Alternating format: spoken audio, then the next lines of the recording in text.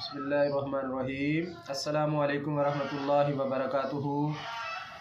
नाज़रीन, आज हम जिस मौजू पे बात करेंगे वो है जिगर।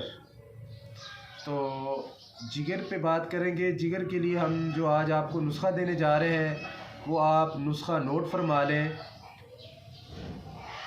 आपने लेनी है रवंद खताई 1 तोला, नौशातर ठिगरी 1 तोला और कलमी शोरा 1 तोला, जोखार 1 तोला।